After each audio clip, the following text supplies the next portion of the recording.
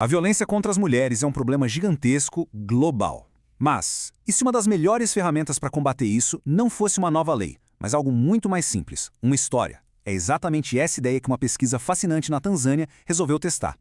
A pergunta central aqui é bem direta. Será que uma radionovela, uma simples história contada no rádio, tem mesmo o poder de mudar o que as pessoas pensam e fazem sobre um assunto tão pesado? Bom, para a gente ter uma ideia do tamanho do desafio, a Organização Mundial da Saúde traz um dado que é até difícil de processar.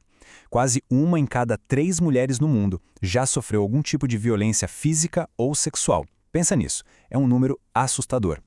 E olha, enquanto a gente fala muito da violência que acontece dentro de casa, essa pesquisa que vamos ver agora foca em outro cenário, a violência nos espaços públicos.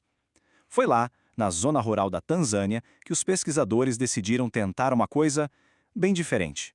Primeiro, vamos entender bem que ameaça é essa.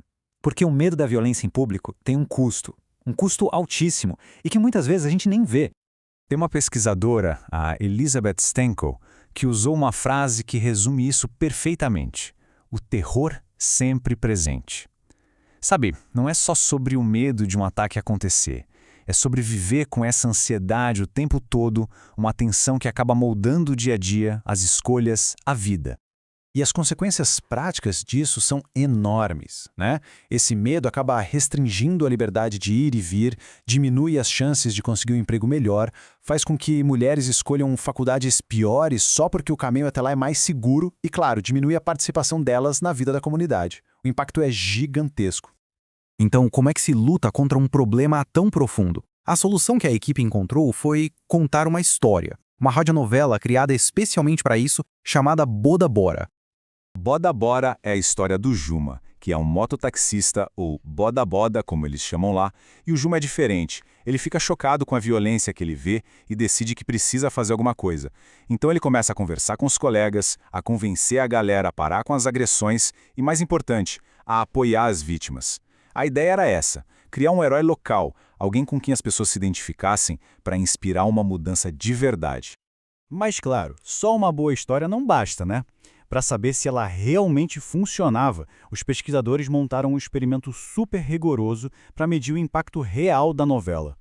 Eles foram a 34 vilarejos e dividiram as pessoas em 2 grupos, de forma aleatória. Um grupo ouviu a novela Boda Bora, sobre a violência de gênero. O outro grupo, que era o grupo de controle, ouviu uma novela com o mesmo tempo de duração, mas sobre conservação ambiental. Assim, dava para saber se o efeito vinha mesmo da mensagem da história do Juma. Certo? E aí, o que aconteceu depois que o pessoal ouviu a história? Vamos dar uma olhada nos resultados logo de cara, 4 semanas depois. E os resultados foram impressionantes. Em só 4 semanas, a consciência sobre os riscos que as mulheres corriam aumentou mais de 8%. A vontade de testemunhar contra um agressor subiu mais de 7%. E o mais incrível, a importância dada à violência baseada em gênero como um problema sério da comunidade disparou 11%. A história estava, sim, funcionando. Ok, um resultado imediato é ótimo, mas a grande pergunta é sempre a mesma. E a longo prazo? Será que o efeito de uma única história de 90 minutos poderia durar? E a resposta, surpreendentemente, foi sim. Mesmo 14 meses depois, mais de um ano, os pesquisadores viram que os efeitos ainda estavam lá. Um pouco menores, claro, mas ainda muito claros. Uma única história continuou ecoando naquela comunidade por muito, muito tempo. E agora vem a parte que talvez seja a mais revolucionária de todo o estudo. O impacto da novela não ficou só em quem ouviu o rádio. Ele entrou na casa das pessoas. O que aconteceu foi uma coisa bem simples, mas muito poderosa. O homem que ouviu a radionovela chegava em casa e conversava sobre a história. Ele levava a mensagem às discussões para dentro da família.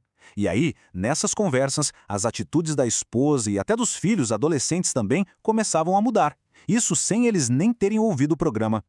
E os números mostram exatamente esse efeito cascata. 14 meses depois, as esposas estavam mais de 8% mais conscientes dos riscos e davam quase 9% mais importância a combater a violência. E a nova geração? Os adolescentes se mostraram mais dispostos a denunciar esse tipo de crime e mais de 7% mais propensos a votarem um político como uma plataforma contra a violência. A mensagem não só foi passada adiante, ela foi absorvida pela família toda. Então, o que a gente aprende com tudo isso? A conclusão é bem clara. As histórias importam, e muito. Elas são uma ferramenta poderosa e, o que é fundamental, uma ferramenta que pode ser usada em larga escala para gerar mudança social. E por que isso é tão importante? Porque mostra que uma intervenção de baixo custo, como uma novela de rádio, pode mudar a cabeça das pessoas sobre assuntos super delicados e de forma duradoura. E, principalmente, mostra que ao trazer os homens para serem os mensageiros da mudança, o impacto se multiplica, chegando na família inteira e plantando sementes para o futuro. Isso tudo deixa a gente com uma última reflexão. Se uma única história de 90 minutos pode provocar tudo isso em dezenas de famílias, imagina só o potencial transformador que a gente tem nas mãos se começarmos a usar mais histórias para construir comunidades mais justas e seguras para todo mundo